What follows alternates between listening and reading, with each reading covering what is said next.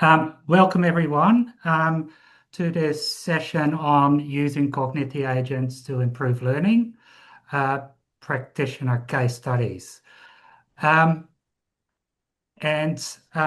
so today we've got Dr. Andrew Bartlett from the University of Sydney, Dr. Marion Blumenstein from the University of Auckland, and Dr. Sam Cunningham from QUT, talking about how they use Cogniti, um, which was developed by the University of Sydney, but it's being adopted in various contexts. So these are case studies slash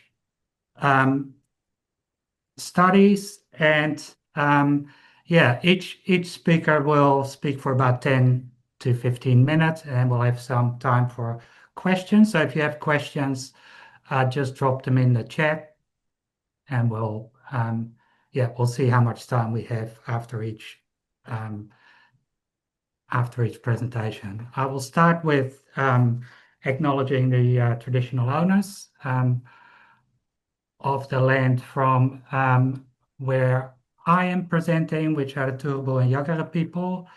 And we acknowledge that these are unceded lands and the role of elders in passing on knowledge, and they have done for a very, very long time.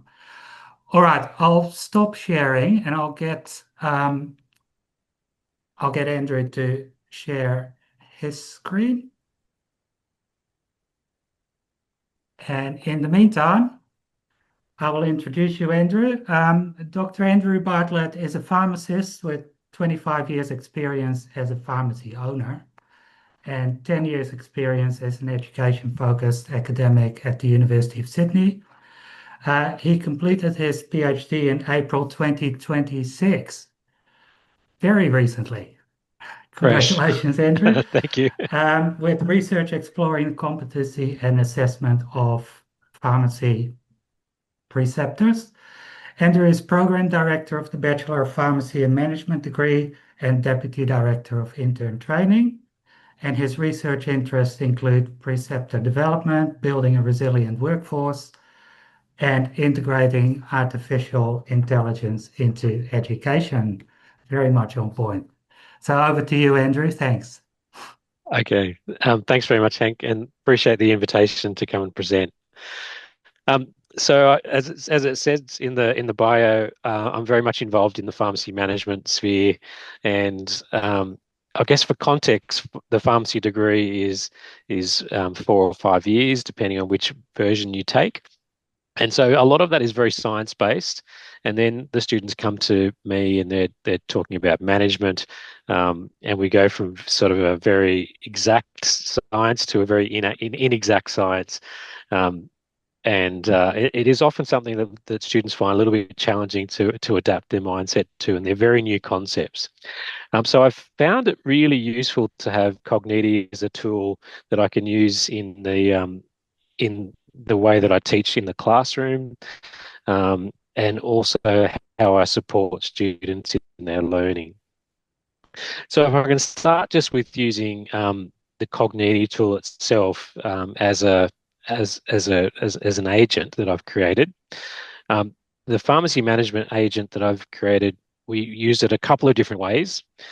One is actually in the classroom itself, where it's embedded within the tutorial page for the students' Canvas module. And so if we're learning about human resources, the students would be, we would have some lecture material. The students would then come to tutorial and discuss some of those concepts about, workforce or various other workforce pressures. I would assign the students a particular prompt, and then the agent sort of goes through and helps them to understand what that means in different contexts. And then we get them to create a presentation where they sort of teach back to the rest of the class. And so, you can have a class that might have 6 different topics, all about slightly different aspects of workplace relations or whatever. And then as a group, they create a slide deck that they can share on Google Slides. And so I've got an example of what that might look like.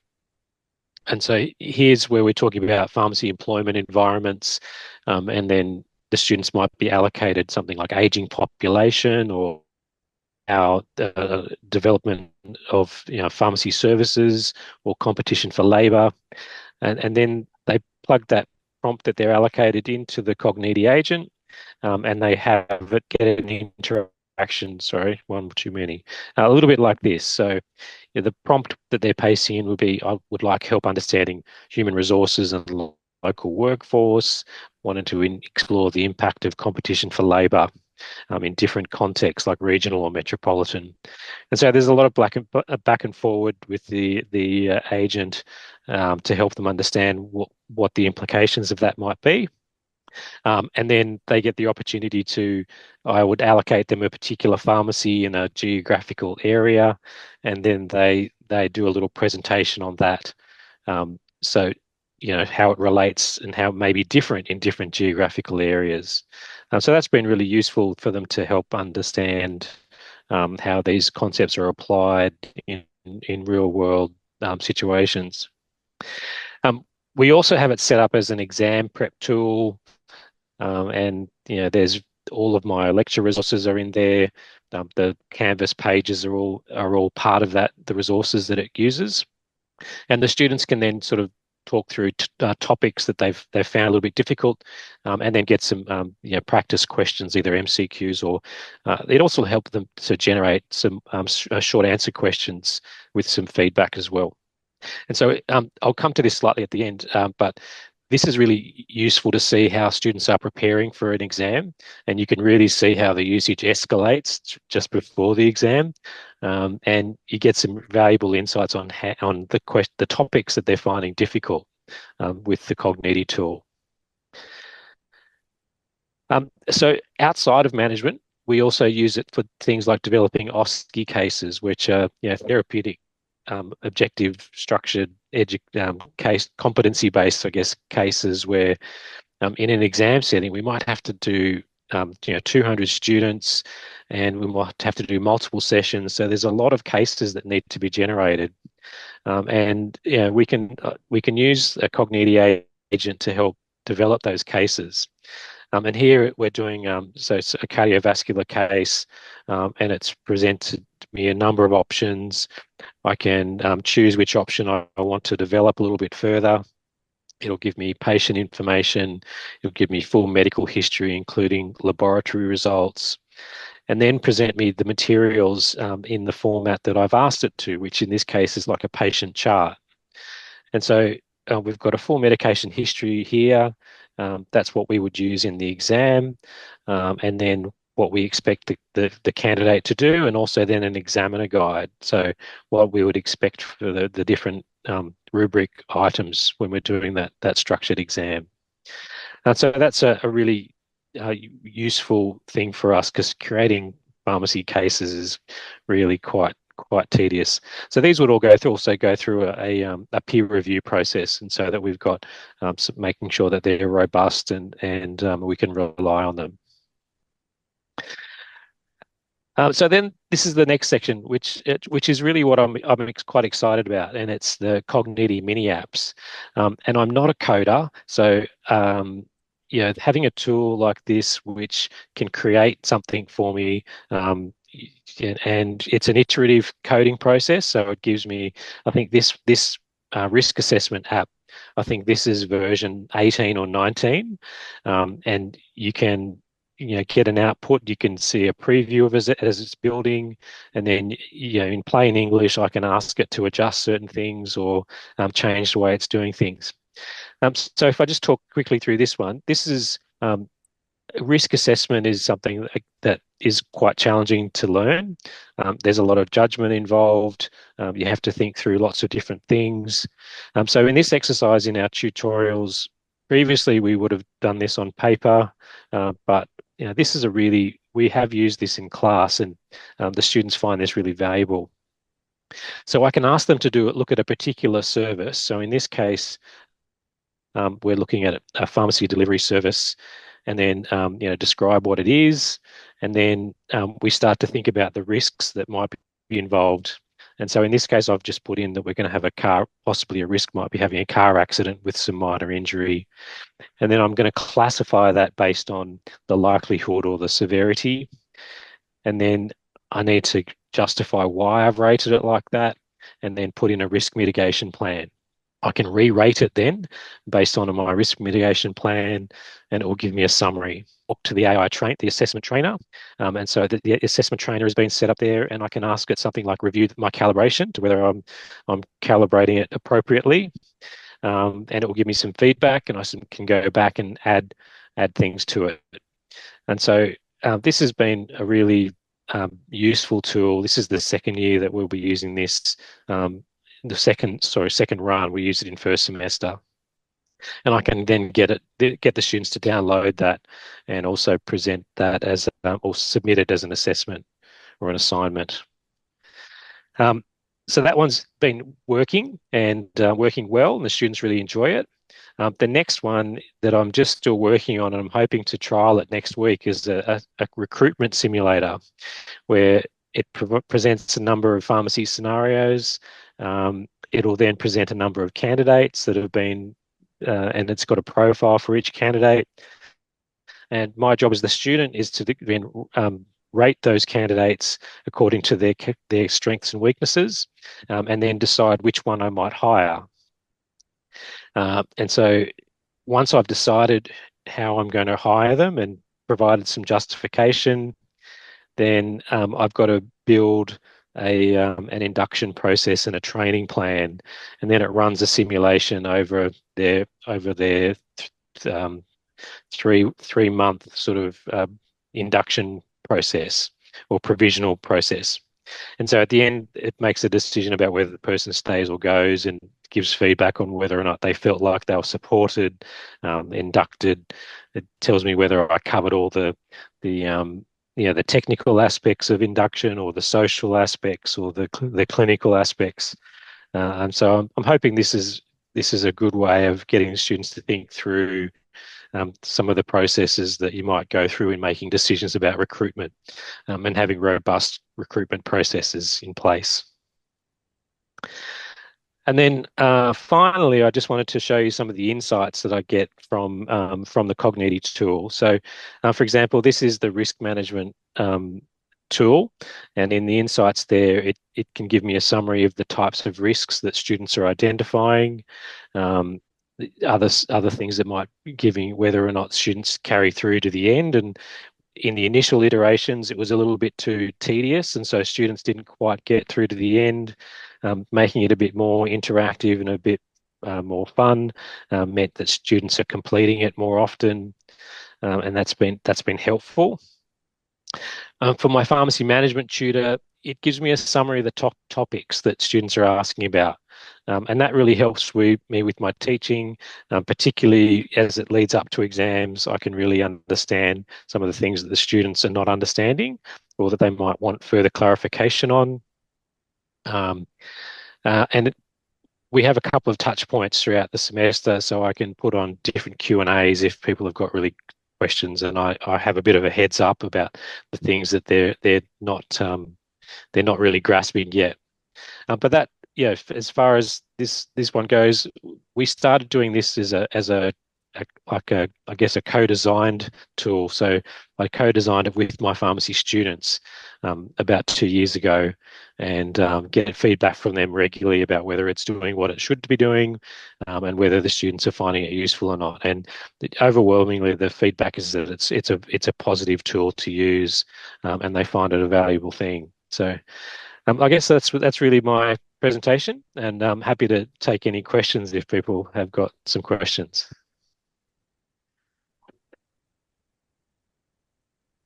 Thanks, Andrew. That's really good. Are there any questions? There are some questions in the chat now. Laureen earlier said that must be a real boon for anyone who uses OSCEs. Oh, absolutely. Have you Yeah. seen I was going to ask you about that. Like, have you seen like a change in the way students perform in OSCEs, like, in their assessment? Well, that one is we're using that one with for the academics, but I have got a version that the students can take a profile, they can upload it to whichever. It's got some prompting built into it, and so they can upload it to say to ChatGPT and practice with the verbal ChatGPT voice as a patient. But it will create practice cases for them. But we use that to to help create those the bigger, more complex cases. Mm, cool, thank you. So Anthony asks, what sort of activities do you run in class around these mini apps before and after? Well, the risk assessment one we've got. There's a couple of there's a lecture that goes with it beforehand, so they've come to the class with some background. And there's some continuing learning that the Pharmaceutical Defence Limited insurance company has provided as well. So they have a little bit of background. They tend to find that a little bit confusing, and so this has been used in the tutorial.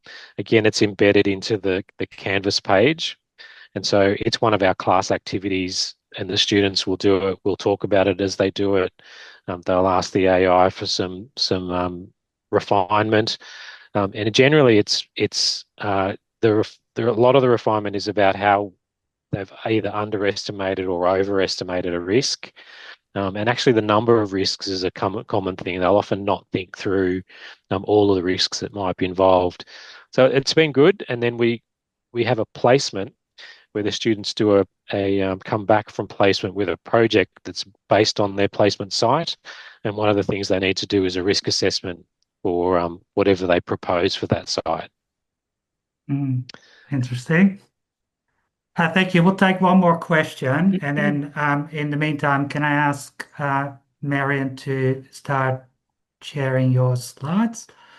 So the question is, how do you think we can encourage students or limit Cogniti so that there is more input from the human than feedback from the AI? I guess, I mean, there's lots of different ways that I do it, and one of them is that it's the prompt for the conversation that happens in class. And so we're getting we don't use it in isolation, I guess. So the students have got the tutorial sort of structure that's built around the activity. And even with their project work, we're meeting with them weekly on their projects, and the tutors are there discussing with the students each aspect of that project as well. All right. Thanks, Andrew. There's a question from Thank you. Elizabeth. We'll come back to that at the end, Elizabeth, if there's time. Lovely. Thank you, Hank. Okay, so our next presenter is Dr. Marion Blumenstein. And this was meant to be a joint presentation. But Bettina Schwenger and Andrea Kolb had other engagements. So thank you, Marion, for coming along today. And I'll just give a little bit of background about Marion. So Dr. Marion Blumenstein is a biologist by training, a researcher by heart, and a teacher by passion. She graduated from the University of Bremen in biology and completed her doctorate in cancer research at the University of Hamburg in 1997. In New Zealand, her first postdoctoral position was at the University of Auckland and focused on molecular pathways in preterm birth. In early 2009, she changed from a purely research-based career to postgraduate research skills development and via academic development for staff. She's now curriculum development in a central faculty position from June 2020. So welcome, Marion. Thank you. And over to you. Thank you very much, Hank. That's quite a life story, isn't it? So put it into a few sentences. Thanks for that. Yes, tēnā koutou katoa. I am representing a small study that we did at the University of Auckland. And as Hank said, Andrea and Bettina have other commitments, so it's me today. I come from a slightly different angle. I'm not going to talk about a case study that happens in class. So we were more interested in some of the concerns and benefits. We started a pilot at Auckland University in 2025. And there was a lot of terms bandied around, like cognitive laziness with AI, over-reliance, and so forth. And so we wanted to really dig a little bit deeper into the student perception of how to use a embedded AI agent in Canvas. And we started in 2025 with a pilot. And so this is really what I'm talking about. It's about the student perspective and what we learned from the student voice to guide staff as well as students in this process.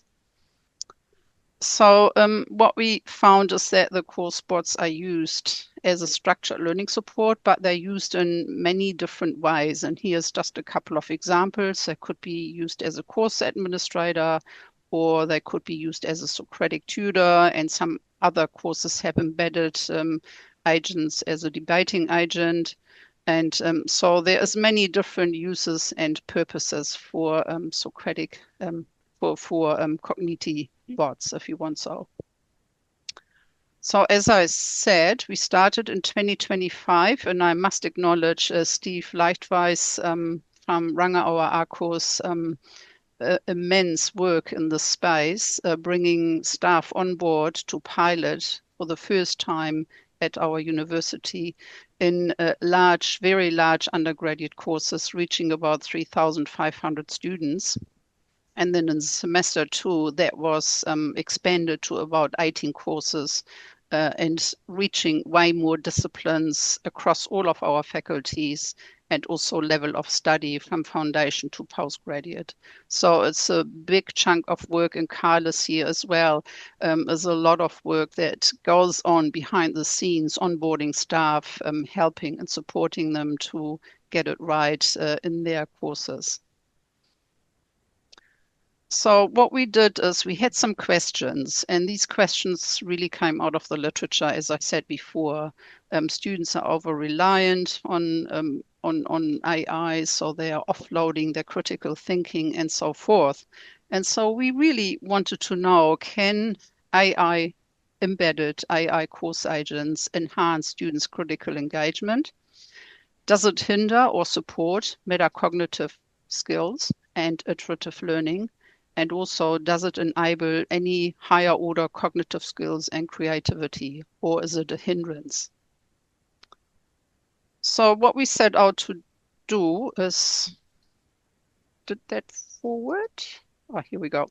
So what we set out to do is we designed a self-regulated learning survey adapted from Jensen's et al.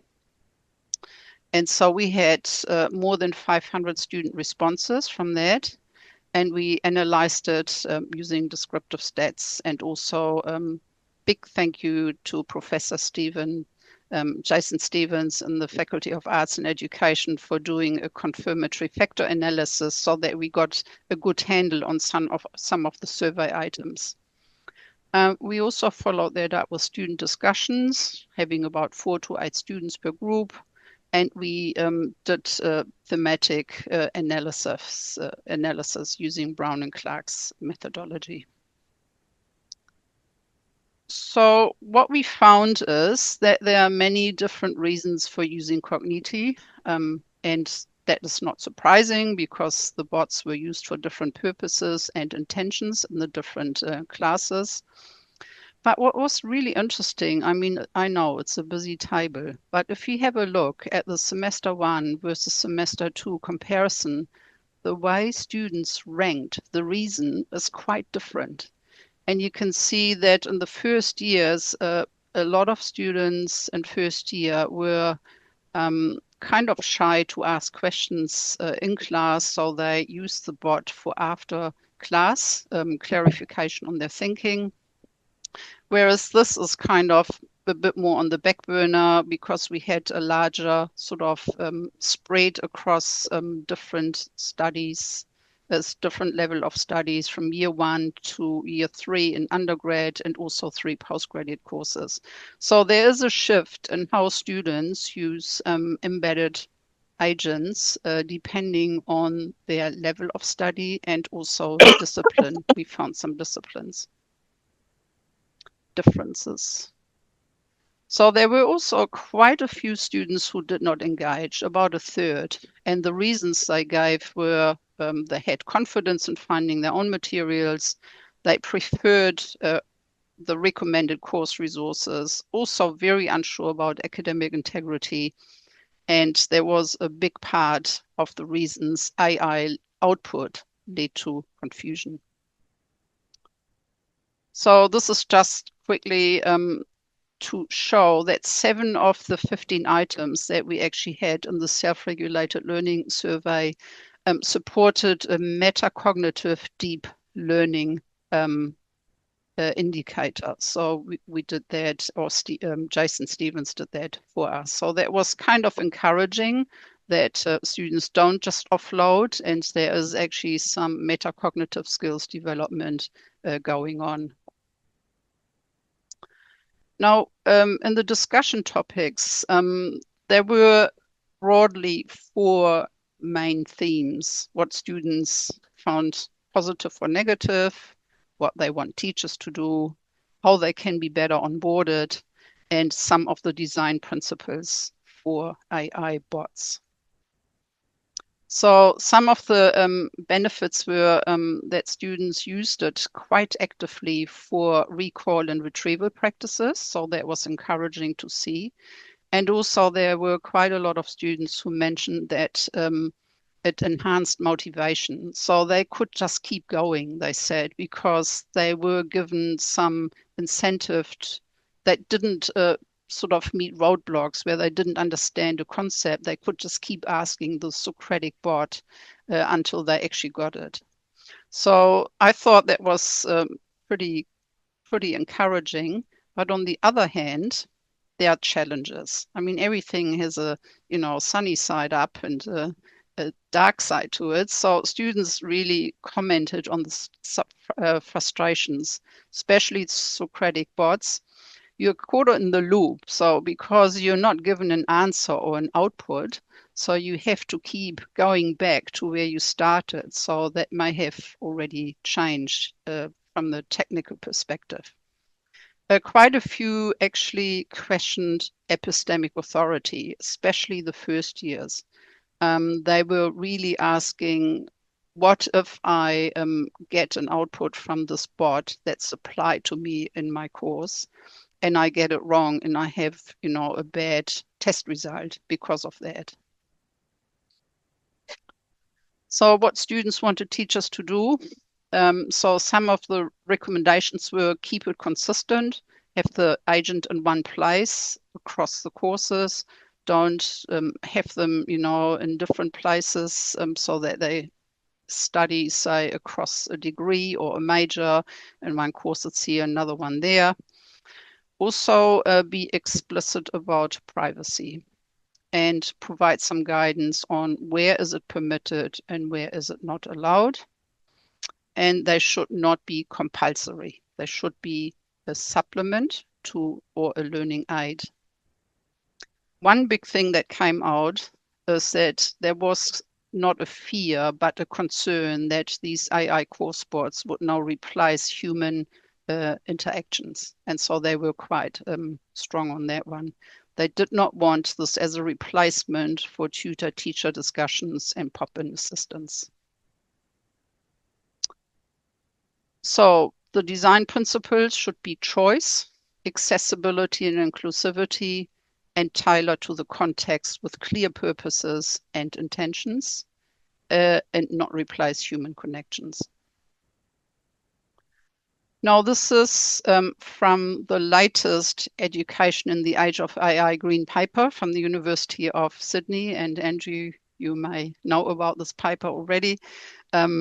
It's I just got an email yesterday, so it's quite a very good read. And so we really need to build capability in the space on both sides, student capability and also staff capability.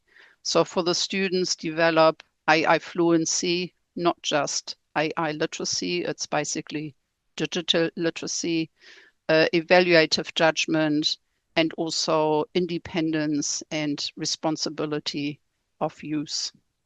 For educators, we need to build capacity and capability in that space, not sporadic through sporadic workshops, but embedding this into professional development. And in conclusion, as I said, it should be Cogniti bot should be contextualized and embedded into the course. It should have purpose aligned with needs and competencies of students. Also, students were critically aware that they need to evaluate AI outputs, but there are definitely frictions. So trust and privacy concerns and accountability when AI-guided information affects performance. So there were a couple of strong voices in there. Yeah, so that's me. Any questions? Thank you, Marianne. That was really, really interesting. Anthony is asking if you're publishing this anywhere. We can't you... because we haven't got ethical approval for okay. this. Okay. But we have been sharing this on our TeachWell website, and I'm happy to provide the link. Carl, this is public, right? The TeachWell website. We wrote a little article, and so all of the findings are summarized in that. So, okay. Should I stop sharing? Yeah, that's fine. Thank you. Annabelle was asking how Auckland is approaching the flagged conversations at scale with considerations of duty of care and privacy. What do you mean flagged? Can you explain your question a bit further, Annabelle? Yes, so with administrator access or limited, just even support access, we can see which conversations are flagged in these transactions, and we're not looking at as many. We haven't had as many users yet, but we still do have a number of conversations that have been flagged for self-harm, sexual. Oh, that's what you mean by flagged. Those sorts of things. And I'm interested, particularly, we're just piloting at the moment at the University of Melbourne, but what happens, like how you would approach those things coming up across the university when the person who created the agent isn't necessarily the one teaching the subject and necessarily not necessarily qualified to be making a judgment or offering support regarding self-harm or those sorts of things. That's a really good point you're raising there. I know that this is happening at the course level and the course teacher level. So they keep an eye on what's been, put into, and they discuss any kind of misuse of the bot or ethical concerns. So I know that that the teachers taken on that responsibility. To be fair, I'm not aware of anything systematic across all of the courses that are using Cogniti bots, and I think you're raising a really important issue there. And I don't know whether anyone from Ranga or Ako is here who has some more insight than I do. I cannot answer that question. I might step in. Sorry, I was very late to the session, but I work with Hank and am in charge, for lack of a better term, of QUT's deployment of Cogniti, and we have gone through similar teething issues, let's call them, around the flagging of conversations. We use our own hosted version. I'm not sure if Annabelle, you're on a hosted version or just on the SaaS version, but they both broadly have similar challenges, which is that we get a lot of false positives on the messaging. So our approach to crafting the messages that go to the student was done in consultation with our health, safety, and environment team. We looked at the different messages and where we would have kind of acceptable tolerances of them. We've found that we've had to relax the constraint on violence and hate more than the others, because the kinds of things that come up in regular conversations flag on those more readily, where we've kept it at medium for some of those other aspects. And so when we put out the flagging messaging, it acknowledges a flag has been raised. It may be, we use the language that it may be reviewed by an academic. We initially had will be reviewed, but when it became clear that there was so many coming up, it was like, actually, the signal to noise ratio here is really hard for us to say that it's guaranteed going to be looked at. Particularly on a unit with 800 or 900 students in it, you might get flags in the 100, 120. And the only one that we treat explicitly differently is any flags on self-harm.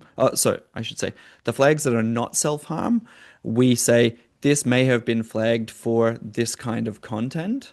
When we talked with health, safety, and environment, as well as our gender-based violence unit that's been stood up this year, we determined that it wasn't appropriate to tell a student that they may be presenting with self-harming or like that kind of flag is being raised. And so it gives a more generic version that is, I cannot help completing that request. And then all of these are pointing them straight to here are support services. And then at the end of the flag, it also has if this has been raised as a false positive, which we know is what's mostly happening, you can flag that with us, because the user can say this is wrong on a message. So we've said, if this has been raised in error, please flag it with us so that we can refine. And that's worked pretty well. We get a lot of, almost as many system-generated flags as we do user-generated flags, because the users are telling us this isn't working. I don't know if there's anyone here from UCID to represent, but I can say from the developer group that they are actively reviewing the way that flags are raised and managed, because we're seeing this, and most of the other organizations are seeing a very high false positive rate, and we need to work out how to bring that back into balance so that it's more reasonable to say to someone when a flag is raised, you should action it. Thanks, James. I'm just going to stop you there because I'm just looking at the time.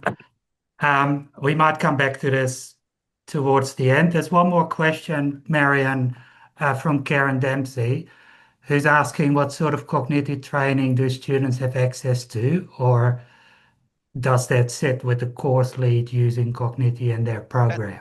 It does definitely sit with the course lead, yeah, Okay. because as I said, these are all pilots. We haven't rolled it out across the entire university. So we started with 4 courses, and then we now have 18, or had 18, and we have a few more this semester. But there is some training. There's an interest group, and Carl and Steve Lightwise, they're doing the training and the onboarding of staff. So that's quite important to actually do that up front. Really good question. Yeah. Okay, I hand over. Thank you, Marianne. That was great. Over to you, Sam. Thanks, Hank. While you get ready, I will introduce you. So our next and final presenter for the day is Dr. Sam Cunningham. He is a senior lecturer in electrical engineering at QUT. His research areas are primarily in engineering education and natural language processing, and he focuses on computationally extracting information from student-written pieces of text. He's a senior fellow of Advanced AG and an associate fellow Indigenous Knowledges. He's also won an AAUT Teaching Excellence Award in 2025. And he's first-year coordinator in the Faculty of Education. So over to you, Sam. Thanks for being here.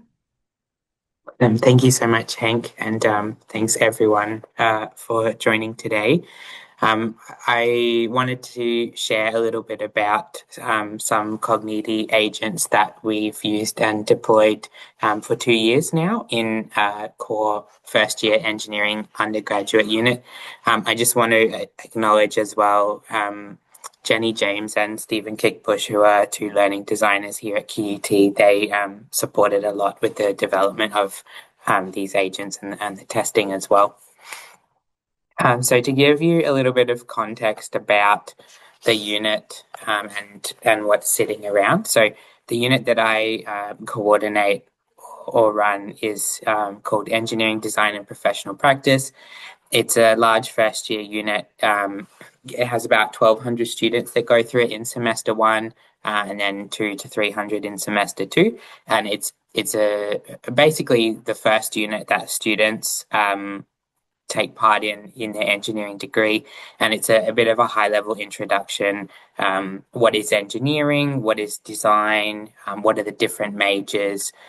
We touch on some key technical elements about engineering, but one of the key learning outcomes of the unit is talking about professional skills and how engineering goes beyond just math and calculations. So having some kind of exposure to people, to users, and to communities is really key. So we talk a lot in the unit about case studies and different things like that. But obviously, being very brand new students and being a unit of this size, it's a bit challenging to actually get that direct stakeholder or user interaction. So in terms of the piece of assessment that the Cogniti agents kind of align to is students work on a semester-long design project. Throughout the semester, we have 3 different projects to give students choice. We have one which looks at wind turbines, one which looks at medical gliders, and one is waste sorting systems, essentially. Each of those projects are framed around a community need. So it has that interaction. We ask students to research a location in the Greater Brisbane area that might be most applicable, and consider the users and stakeholders surrounding it as well. Early in the semester, around week 5, we ask students to hone in and define the problem, its context, and its constraints, considering users before they jump into the solution as well. And that's where that stakeholder and user engagement comes in. So to support the 3 different projects, we in our first round of the agent build, we generated 3 different user personas. So we had Peter Dawson, who was a 60-year-old semi-retired handyman who lived in Windsor in Queensland, outgoing, sociable, and worried about development in his local area. We had a example user for our MediGlide project, which was Cooper, a 20-year-old university student who was studying nursing, lives in Logan. And we had a third user persona, Judy, who was a business owner in the Brisbane CBD, cares about community. We went through a number of iterations in the design of the agents. We were also able to this year when we deployed, we were able to work out a way to make all of the agents work for all 3 projects as well. So now students can talk to Peter or Cooper or Judy, regardless of which project they're working on. So it's a bit of a wider range of stakeholders. To give you a bit of an idea, I just screen recorded a bit about what the intro conversation looks like. So students are presented initially with a bit of a menu choice to pick their project that they're working in, and then the agent will go back and forth and have a conversation around them. So this one here, I'm just putting in a prompt around wind turbines. The agent talks about their local context in Windsor. The agent then shares a few of the concerns around wildlife, it being an eyesore, things like that.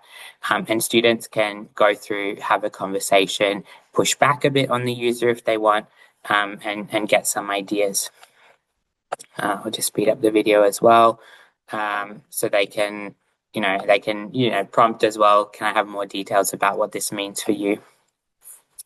One, I guess, positive that we about using the agents beyond the scalable nature, we know that with AI and hallucinations, sometimes AI might give the wrong piece of information, and we have all those caveats and disclaimers around AI.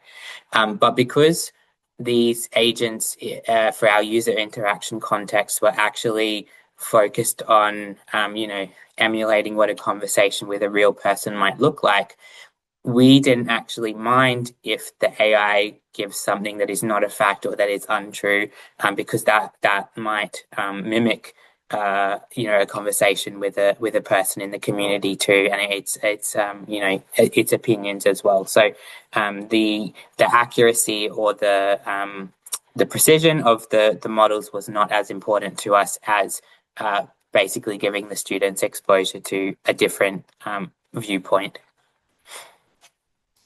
This is just, I've just picked one semester as an example here to show you a bit about how we've used the agents. So in total, across this semester, we had about 1,100 students. We had a total of 7,000 messages. Most students were going back and forth for 8 or 9 messages as part of the conversation, and roughly even messages between the 3 agents or project types as well. Andrew shared earlier, exam was your peak time. I saw a similar peak. So this assessment, these agents were not mandatory for the assessment, but they were demoed in class and given as an option for students to consider using as part of the scoping study assessment. And yeah, you can see here the tall dashed line was the due date of the assessment, and you can see that peak at that point. And then we also have a 48-hour window where students are allowed to submit late, so that peak hangs on for a couple of days past that due date as well. So I guess just to wrap up, we thought this was quite a good opportunity to expose students to some of those ideas around users and communities and stakeholders early in their degree in a way that's scalable, and in a way that's a bit safe as well. Students seem to engage well. We did try to do a bit of a mini survey and get some feedback on it. But because the way we deployed it, it was kind of part of an activity in a tutorial and a small part of an assignment.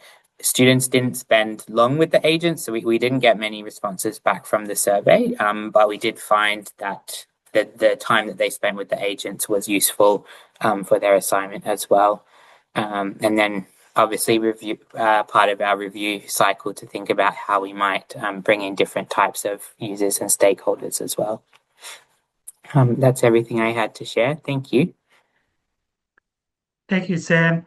That's really interesting. There are a couple of questions. The first one is from Elizabeth. Are you finding that each of the personas remains stable throughout the conversation? Is the question. They have, in the interactions that I have, I haven't seen any big red flags around stability. They have the prompt in the back end is quite long and detailed around this is how you should behave, you shouldn't be hostile, all of these types of things. So we originally started with shorter prompts, that were a couple of paragraphs, and we ended up expanding to kind of control the stability. But I find that they are pretty stable at the moment. That's great. Thanks so much, Sam. Thanks, Elizabeth. Tom is asking, is it all text-based? Yes, I'm just wondering if we're going to have some avatars there. Yes, it's a great question. At the moment, it's all text-based, but I think an avatar or a face to the persona would kind of bring it up that next level. That's a great suggestion. Thanks, Tom. I was going to ask you as well, Sam, and this is also a question for Andrew probably. How much, given the activity and given the numbers of students that are engaged, how much do you monitor that usage? Like how much time do you spend going through their engagements? Because it happens in quite a compressed period, so we basically present it to students a week and a half. Like it's open on Canvas earlier, but we present it in tutorials about a week and a half before the assignment is due. And then so you kind of see the early adopters and then the people who use it in class and then the people who use it, in kind of the 4 or 5 day window where they're heavily working on the assessment. So I kind of pop in and have a bit of a scroll around during that peak assessment period, but I'm definitely not heavily monitoring it. And we did have in the previous conversation about flags. We did have a few flags came through, and we had one example of a student we had to go back to talk about code of conduct due to their use of the agent as well. All right, Andrew, did you want to answer that question as well? Yeah, look, when I have those classes where I'm using them, so the HR or the risk one, or the any of the other classes in different units, I tend to check it before the end of the week, and then I like to do a weekly wrap up in my Canvas modules, and I'll use the feedback that I'm getting, or if I see that there's something that's not been, students are still having trouble with, then I'll pop that into my weekly wrap up. And so it sort of starts either clarification or it starts a Q&A process. Thank you. I should say at this point as well that Danny Liu is here and has been engaging in the chat, including about AI nutrition facts. So thanks, Danny. Thanks, Danny, for being here.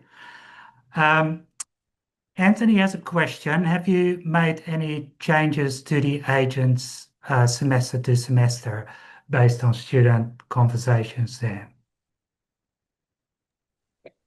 Yeah, we tried as much to front load it as we could before the first offering. So like we spent quite a bit of time trying to break it and sending it to colleagues before we went out to students. I'd say our biggest revision, kind of based on our own thoughts, but some feedback from students after the first run was that point where they wanted to be able to engage with the 3 different users regardless of the project that they picked. So the first time we ran it, you only had 1 user. So opening up the 3 users across the 3 projects, essentially having 9 different possibilities of interaction pathways, was kind of the biggest tweak that we made after the first iteration. But it's really only been very small adjustments since that second big change. If I could add to that, like yes. mine was very much a back and forward with the students. So it started off just being used in the class and then transitioned to being about helping prepare for exams as well. And so as students would suggest something, we'd try it, and then they'd give me some feedback and we'd add something else. So it went back and forward a few times. So it's had a few iterations. Thank you. We're getting close to the end. So there's a question from Karen Dempsey, who's asking, do students output their conversation as evidence of their process or learning? I guess that would be a question to all of our presenters. If we can start with you, Sam. Yeah, sure. We don't we don't kind of mandate the use, because we know there are some students who object and don't want to use the AI agents, which is fine. So we don't get them to put a log of interaction, but in in their assignment, we get them to talk about who their users are, whether it's one of the AI agents that they've used, or whether it's a user they've identified through their own research, or a user that they've imagined, and then talk about their properties as well. So not the conversation directly, but the information that comes from the conversation. All right. Did you want to respond to that as well, Andrew? Yeah, my students create a process diary with each of their assignments, and so for the risk management one, there is the option to export the text from the tool, which would sort of go towards how they've done it when they've actually, if they've used it to help them develop their own risk management plan for their service. And if they do use AI, then they provide examples of how they've used it. It's just like that's either the screenshot or the text output. Thank you. Marion, final word over to you. Yeah, I was just reflecting on this question, and Danny put that in the chat. It is indeed really difficult to measure impact, but from the student conversations and also the survey open text comments, it definitely enhances engagement with the content in a course, because a lot of students work at some weird hours, after at night on weekends, and so they have access to support 24/7, and that came through a lot of the time.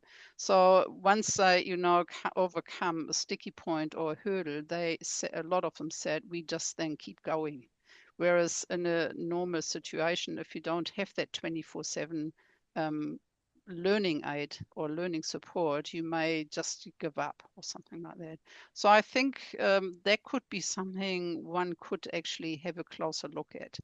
The enhancement of motivation and engagement, but a third of the students didn't use it. So, and then trying to measure whether it impacts performance is a pretty hard go. All right. We're going to have to leave it there. I'm sure there's many more questions. We've got TELedvisors team site where you can carry on some of these discussions. Can we please thank Andrew, Marion, Sam, and James as well for being here today? That was great. And enjoy the rest of your day. Thanks for the invitation. We will post the recording and everything like that soon.